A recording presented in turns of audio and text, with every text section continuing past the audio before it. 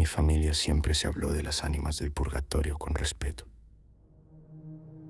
No como leyenda, sino como costumbre. No era miedo, era caridad.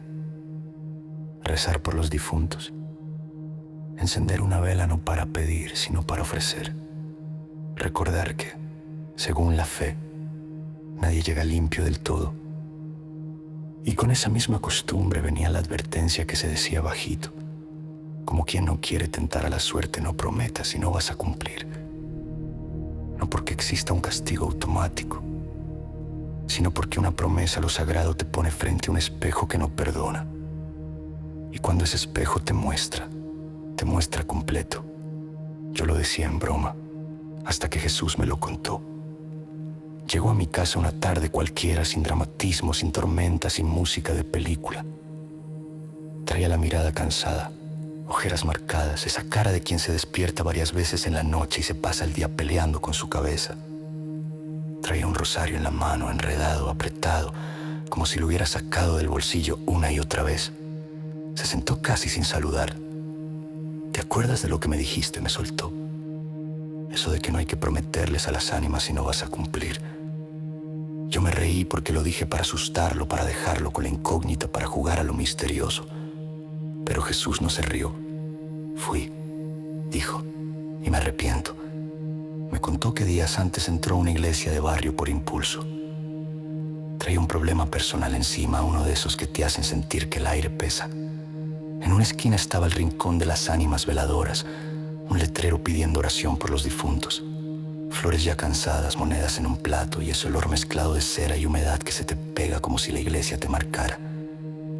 Dijo que se acercó, encendió una vela y pidió algo para él, y luego prometió algo. Como si la promesa fuera un trámite, que iba a rezar, que iba a ofrecer una misa, que iba a cumplir. Salió de ahí sintiéndose más ligero, como cuando uno se engaña a sí mismo y por un rato funciona. Los primeros días no vio sombras ni oyó voces. Lo que le pasó fue más humano y por eso fue peor. Empezó a dormir mal, a despertarse por ruidos normales, un carro, el refrigerador, un vecino. Pero como ya traía la idea metida, todo le sonaba señal. Y cuando uno vive buscando señales, hasta el silencio se vuelve amenaza. Luego llegó la culpa, no la culpa de un momento, la culpa vieja. Me dijo que empezaron a caerle recuerdos como si alguien hubiera abierto un cajón que llevaba años cerrado.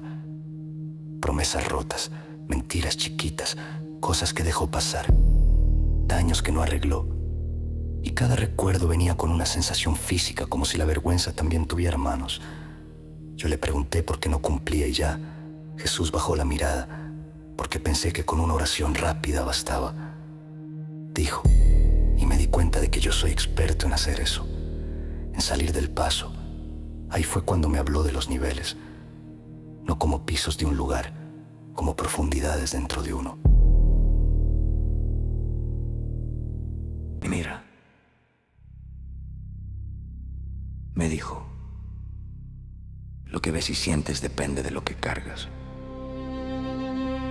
Si tu conciencia trae cosas ligeras, lo que llega es ligero. Si robas algo, por ejemplo, tal vez solo sientes cosas pequeñas. Un olor a cera apagada en un momento raro.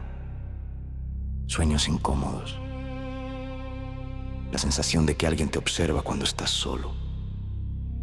Coincidencias que te raspan, eso es lo de arriba. Lo superficial. Se le quebró un poquito la voz antes de decir lo otro. Pero si lo que hiciste es más atroz, si dañaste a alguien de verdad, si cruzaste una línea que no se perdona fácil, entonces no es un susto. Es un derrumbe. No me dijo me atacan, me dijo me apagan. Y ahí entendí lo que quería decir, que mientras más grande lo que debes, más grande es lo que te devuelve la noche. No porque una cosa venga a castigarte con uñas, sino porque hay culpas que no se quedan quietas. Hay culpas que se vuelven imagen, que se vuelven sonido, que se vuelven hambre y cuando te agarran en la madrugada no te sueltan. Jesús me confesó que a él no lo asustaba una sombra, lo asustaba mirarse.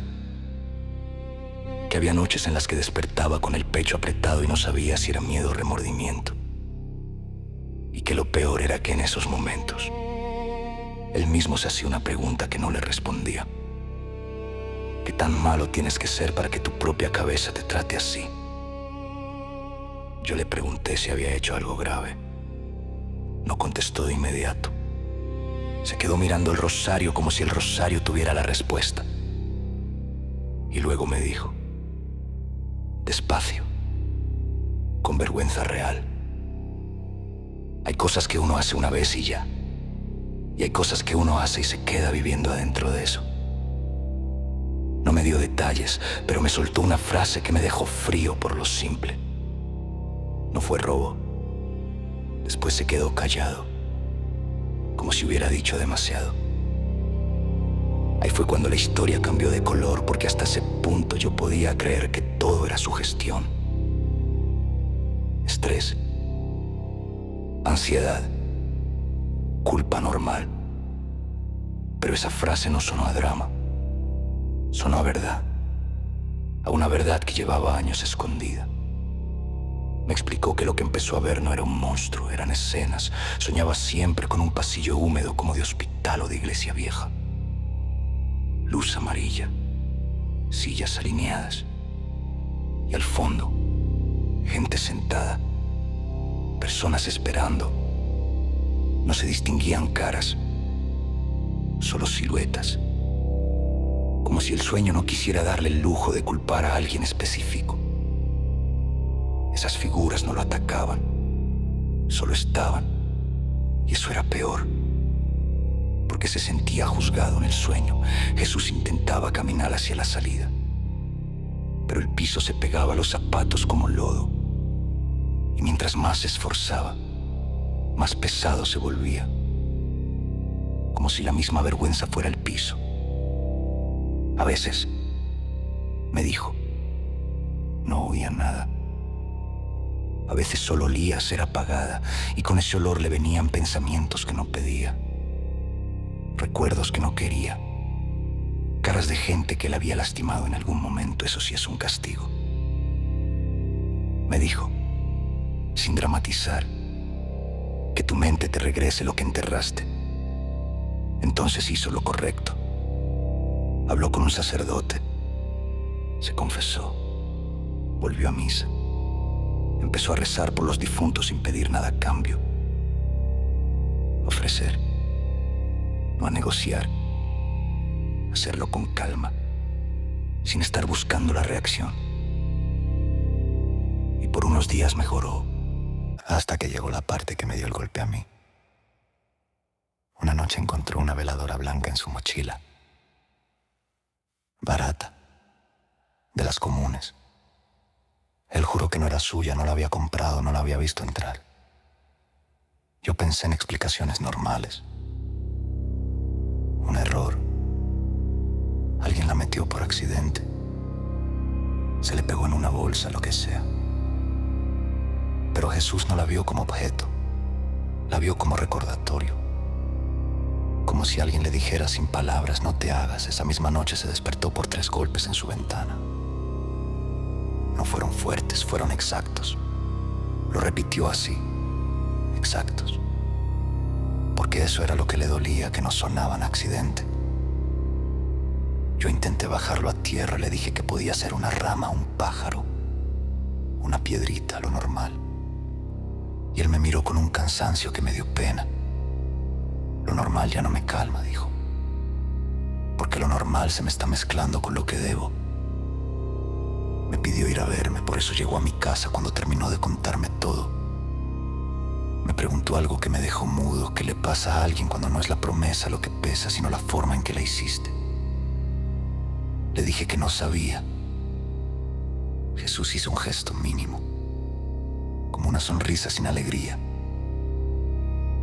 Yo tampoco sabía, dijo, hasta que me di cuenta de que mientras más profundo lo que traes, más profundo se siente todo. Como si bajaras escalones dentro de ti. Se levantó para irse, en la puerta se detuvo y me dijo lo que se me quedó tatuado. No te preocupes por si te escuchan. Preocúpate por quien te contesta, se fue. Y ahí empieza la parte que me da vergüenza admitir, porque no me pasó algo grande, me pasó lo peor, me quedó la idea. Esa noche, mientras apagaba las luces, me llegó un olor tenue a cera apagada. Nada intenso, nada espectacular, pero el olor fue suficiente para que mi mente hiciera lo suyo. Busqué la fuente, revisé la sala, abrí ventanas, olí la ropa, no encontré nada. Y entonces me asusté de verdad, no por el olor, sino por lo que pensé enseguida. ¿Y si Jesús no está loco? ¿Y si una promesa es una puerta? ¿Y si los niveles son reales, no porque existan allá afuera, sino porque existan aquí adentro? Me fui a dormir y soñé con el pasillo. No igual, no tan fuerte, no tan claro. El mío era más vacío, más borroso. Como si todavía estuviera arriba en lo superficial. Desperté y me dio risa nerviosa. Me dije a mí mismo que era sugestión, pero el día siguió y noté algo. Estaba más irritable. Me desesperaba más rápido. Me daba menos paciencia. Me caché pensando feo de gente que quiero, como si la historia de Jesús me hubiera puesto una lupa encima de mis propias cosas. Y en la tarde, buscando distraerme, abrí un cajón y encontré una veladora blanca. Nosotros sí teníamos veladoras guardadas. Claro, lo normal. Pero esa, justo esa, tenía una marca hundida en la cera, como una uña, y olía levemente a humo, aunque estaba nueva. Me quedé mirando demasiado tiempo, la puse en la mesa. No la prendí.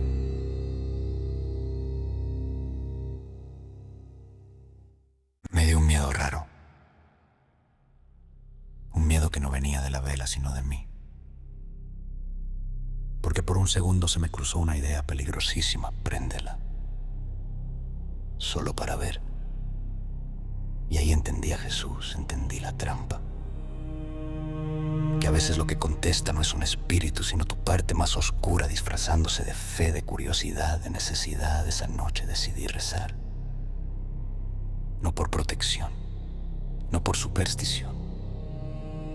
Rezar por los difuntos, por los olvidados, por los que nadie nombra y también en silencio. Recé algo que me salió sin pensarlo: que Dios no deje que lo peor de mí se vista de religión. A la mañana siguiente fui a ver a Jesús. Lo encontré más callado, más flaco, no destruido, pero apagado. Me senté con él. Le conté lo del olor. No se sorprendió, solo dijo: ¿ya te rozó? Le pregunté si esto se podía detener, si uno cumple, si uno repara, si uno cambia, si se puede subir. Jesús tardó en responder. Se le humedecieron los ojos, pero no lloró. Se puede, dijo, pero no es rápido. Y lo más duro fue lo último que me dijo, porque lo dijo con honestidad, sin querer asustarme. Mientras más atroz lo que hiciste, peor es lo que ves, porque no te persigue una cosa. Te persigue lo que hiciste. Te persigue lo que eres cuando nadie mira. Te persigue la parte de ti que no has tenido el valor de confesar ni siquiera contigo. Se levantó y abrió su cajón. Sacó una hoja doblada, vieja. Era una oración impresa, de esas de papelería, para ofrecer por las ánimas. La puso en mis manos. Esto me lo dio el Padre, dijo.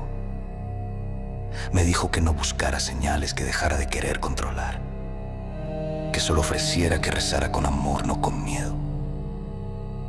Me quedé viendo la hoja. En la esquina tenía una mancha pequeña, amarillenta, como cera.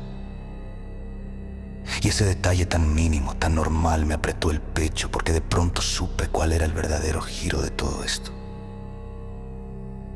No era que las ánimas bajaran a perseguirte, era que tú, si traes culpa, bajas solo, bajas con cada mentira. Bajas con cada excusa, bajas con cada promesa vacía. Y una vez que empiezas a bajar, el mundo se vuelve espejo, y el espejo te muestra cosas distintas según lo que hayas hecho. Para algunos, el terror es leve, un sueño raro, un olor, una coincidencia. Para otros, el terror es ver, sentir, recordar y entender que lo profundo no se apaga con una vela, se repara con verdad. Esa noche volví a mi casa y no prendí nada. No prometí nada. No pedí nada.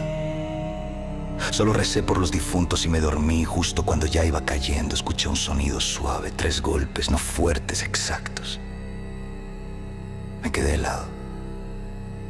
Pero esta vez no corrí a la ventana, no busqué prueba, no busqué señal. Solo respiré y recé con la voz baja por las ánimas. Y mientras rezaba, me di cuenta de algo que me dejó temblando. Los golpes no me estaban llamando a mí, me estaban tentando, como si el verdadero peligro fuera que yo me levantara, prendiera la veladora y buscara una respuesta. Porque ahora lo entiendo, no le prometas a las ánimas, no porque te vayan a castigar, sino porque si tu conciencia está manchada, el miedo te va a convertir en tu propio infierno, y el nivel más profundo no es donde te aparece algo, es donde ya no puedes huir de ti. Y esta es la historia de hoy. Espero la hayas disfrutado. Si te gustó, ayúdame dejando tu like para seguir creando más historias. Deja tu comentario sobre algo que te gustaría escuchar. Y si crees que a alguien le interesaría escuchar esta historia, compártela. Muchas gracias. Esto es Ecos de Sombras.